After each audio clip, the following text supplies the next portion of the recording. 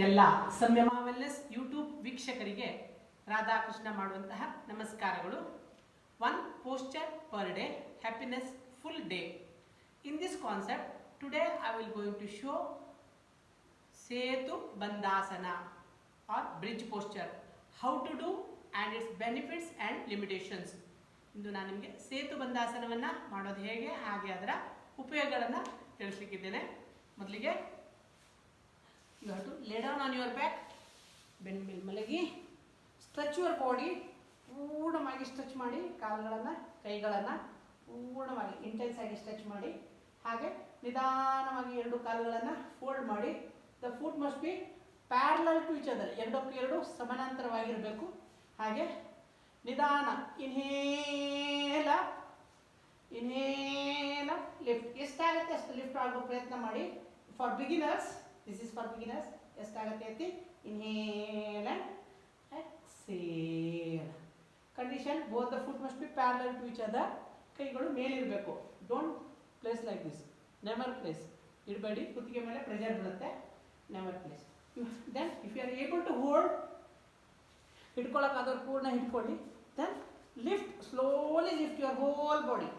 ಪೂರ್ಣ ದೇಹವನ್ನು ನಿಧಾನವಾಗಿ ಇಂಟೆನ್ಸ್ ಆಗಿ ಸ್ಟ್ರೆಚ್ ಮಾಡಿ.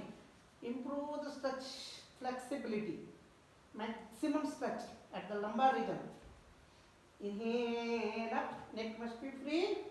Inhale and exhale. ನಿಧಾನವಾಗಿ exhale ಮಾಡ್ತಾ ಕೆಳಗೆ ಬನ್ನಿ. Slowly come down. Okay, like this you have to practice. Then again inhale, stretch, relax. Then slowly roll sidewise. ನಿಧಾನವಾಗಿ ಕೂತ್ಕೊಳ್ಳಿ. Sit any comfortable. What are the benefits?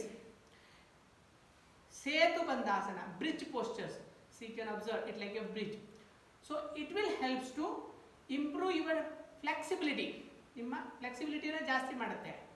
It will help to improve the stamina, strengthening your spine, reduce the unnecessary fat that accumulated in the waist region, shoulder region, okay, neck region.